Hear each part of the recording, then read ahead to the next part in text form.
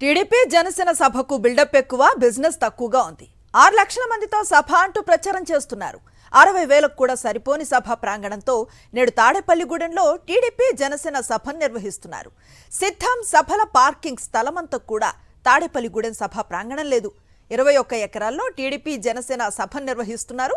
13 ఎకరాల్లోనే కార్యకర్తలకు కుర్చీలు వేశారు. వైఎస్ఆర్సీపీ సభలతో పోలిస్తే 10% కూడా లేని కుర్చీలు లేవు. జనం రారని ముందుగానే ఊహించిన ఎల్లో మీడియా వింత రాతలను రాస్తోంది. ఇందుకు సంబంధించిన తాజా సమాచారం మా కరెస్పాండెంట్ సతీష్ అందిస్తారు. సతీష్, అనుశ్రీ, వైఎస్ఆర్ కాంగ్రెస్ పార్టీతో సభల నిర్వహణలో పోటీ పడతామని ప్రకటించినటువంటి తెలుగుదేశం పార్టీ, జనసేన పార్టీలు మొట్టమొదటి సభలోనే చేతులు ఎత్తేసినటువంటి పరిస్థితి. వైఎస్ఆర్ కాంగ్రెస్ పార్టీ సిద్ధం సభలు పోటీగా జెండా అని పేరుతో ఒక సభలు నిర్వహించేటువంటి ప్రయత్నం చేస్తుంది. అయితే తొలి సభ ఈరోజు జరగబోతుంది తాడేపల్లిగూడెలో.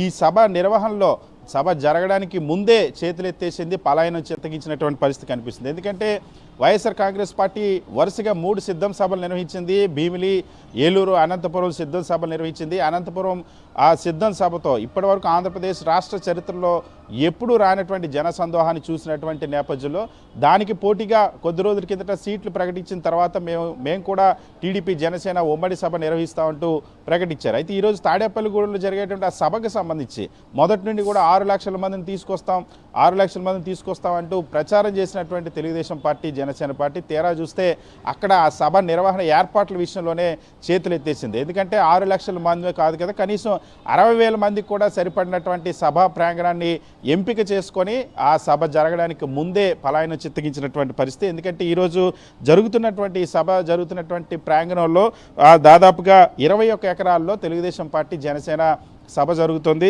ఆ 21 ఎకరాల్లో పార్కింగ్ కానీ లేదా స్టేజ్ కానీ ఇతర ఏర్పాట్లు, ఆ సెక్యూరిటీ రీజన్స్తో సెక్యూరిటీ అరేంజ్మెంట్స్ అన్నీ పోగా కేవలం 13 ఎకరాల్లో మాత్రమే జనానికి సంబంధించినటువంటి కుర్చీలు వేసిన పరిస్థితి. సో 13 ఎకరాల్లో 6 లక్షల మందిని నింపుతామంటూ చేస్తున్నటువంటి ప్రచారం ఎంత అబద్ధపు ప్రచారమో ఇప్పటికే అర్థమవుతున్న పరిస్థితి. వైఎస్ఆర్ కాంగ్రెస్ పార్టీ సిద్ధం సభలతో పోలిస్తే సిద్ధం సభల పార్కింగ్ ప్లేస్ కంటే కూడా ఈ సభకు జరిగేటువంటి మొత్తం సభా ప్రాంగణం తక్కువగా ఉన్నటువంటి పరిస్థితి ఉంది.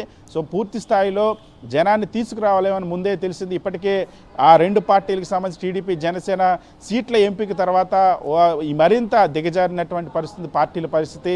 ఇప్పటికీ ముఖ్యంగా ఈ జరుగుతున్నటువంటి పశ్చిమ గోదావరి జిల్లాకు సంబంధించి ఇక్కడ ఈ తాడేపల్లిగూడెం సీటు దగ్గర నుండి పవన్ కళ్యాణ్ పోటీ చేసే సీటు వరకు ఏ సీటు కూడా ప్రకటించుకోలేదు. మరొక వైపు ఆ తూర్పుగోదావరి, పశ్చిమ గోదావరి జిల్లాల్లో టీడీపీ, జనసేన పొత్తు వికటించి అనేక గొడవలు, ఘర్షణలు జరుగుతున్నటువంటి పరిస్థితుల్లో ఉమ్మడికి తూర్పుగోదావరి, ఉమ్మడి పశ్చిమ గోదావరి, ఉమ్మడి కృష్ణా జిల్లా ఈ 3 జిల్లాలకు సంబంధించినటువంటి సభ అయినప్పటికీ కేవలం 13 ఎకరాల్లోనే సభకు సంబంధించినటువంటి కుర్చీలు వేసినటువంటి పరిస్థితి. సో ఇక్కడే అర్థమవుతుంది వైఎస్ఆర్ కాంగ్రెస్ పార్టీ సిద్ధం సభలతో పోటీ పడలేక ముందే చేతులు ఎత్తేసాయి తెలుగుదేశం పార్టీ, జనసేన పార్టీలు.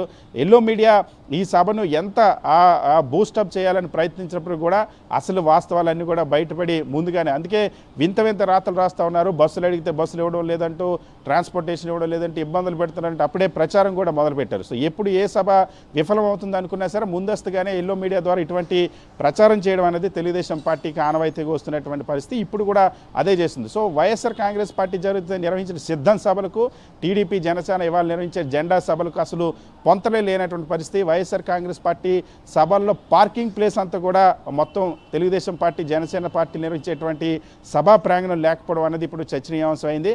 13 ఎకరాల్లో 6 లక్షల మందిని కూర్చోబెడతామంటూ తెలుగుదేశం పార్టీ నేతలు చేస్తున్నట్టు అబద్ధ ప్రచారాన్ని చూసి సోషల్ మీడియాలో వైఎస్ఆర్ కాంగ్రెస్ పార్టీ శ్రేణులంతా కూడా సెటర్లు వేస్తున్న పరిస్థితి. Right, thank you Satish.